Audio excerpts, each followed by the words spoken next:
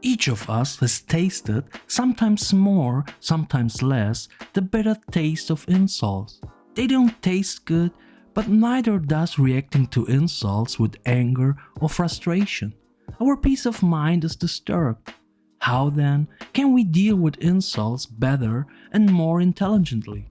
Our ancient Stoic friends may be able to help us.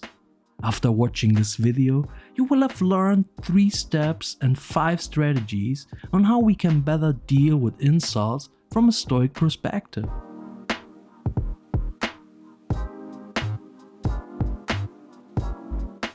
From a Stoic perspective, we have 3 ways to deal with insults.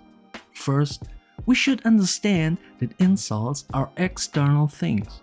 Second, we should examine whether there is some truth behind the statements or insults.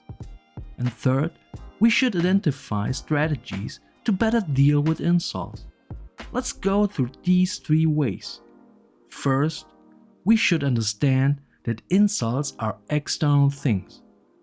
From a Stoic point of view, the most important thing to realize about insults is that they are external things to us that we cannot control. They are someone else's opinion. Epictetus often emphasized that there is a big difference between facts and opinions. Facts are objective descriptions of things or events. Opinions are value judgments about things. Facts are independent of the existence of the human mind. Opinions are generated solely by the human mind. Epictetus said, "But as a general rule, keep this in mind, that it is we who cause aggravation to ourselves. That is to say, it is our own judgment that aggravate us and crowd us in this way. What does it mean, for instance, to be abused? Go up to a stone and subject it to abuse. What effect will you produce? Well then, if you listen like a stone, what will anyone who abuses you be able to achieve?" Second, we should check whether there is some truth behind the statements. Is the other person justified in their statements? Before we could take the statements of others as insults, we should first check whether this person is possibly right in what he says.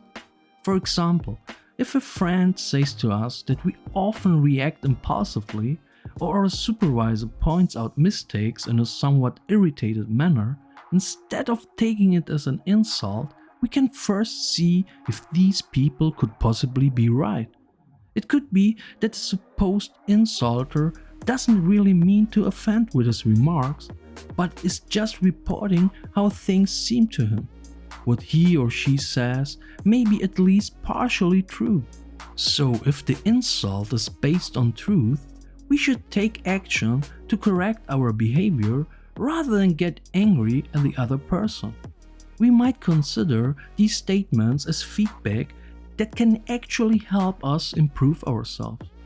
Seneca already wrote, "Why is it an insult to be told what is self-evident?" Third, we should identify strategies to better deal with insults. If a statement is not justified from a rational perspective, we still don't have to get angry. We can use one of the following 5 strategies to deal better with it. First, know that insults cannot hurt us. Other people's opinions do not change who we are. Opinions are subjective. If someone thinks I am a dog, that doesn't make me a dog. Using the dog example, everyone will agree and realize that we are not a dog but a human being, regardless of what others think or say. So why should we get upset if someone thinks we are stupid, lazy, arrogant, or anything else? Why spend time thinking about it? If someone has a distorted interpretation of reality, then that affects that person, not us. It's his or her reality, not ours. We don't become stupid or lazy because someone thinks so, any more than we become a dog. Second, ward off insults by ignoring them. Inappropriate insults quickly lose their power over us if we choose not to respond to them and instead ignore them. Everyone who insults us does so because they want to feel better or more powerful. Likewise, the offending person expects a response. Insults are meant to hurt us, and when we defend ourselves against them, they gain power. However, if we choose to ignore their insults, they have no power over us. In a way, this makes us invincible. Others cannot manipulate us or make us feel upset, inferior, or angry because we choose not to be manipulated. As Epictetus said, "Who then is invincible? The one who cannot be upset by anything outside their reasoned choice." Third, we refuse to sink to the level of the other person. If a person unjustifiably insults us, she is wrong. It is only her opinion. Such a person probably has an immature character. If we insult back in the same way, we become like them. However, this is not what we want to be. Instead, we take the better way because we don't want to be like them. Marcus Aurelius wrote, "The best revenge is not to be like that." Fourth, deflecting insults with humor. Responding to insults with humor can be very effective because it gives the insulter the impression that we are not affected by their remarks. Insults usually come from a place of insecurity. People insult so they can belittle others and feel good about themselves. Sadly, for some people, that's probably the only way to feel good about themselves and cover up their insecurities. Humor serves as a useful shield against such attacks. Epictetus said about this, "If someone reports to you that a certain person is speaking ill of you, don't defend yourself against what has been said, but reply instead, 'Ah, yes, he was plainly unaware of all my other faults, or else those wouldn't have been the only ones that he mentioned.'"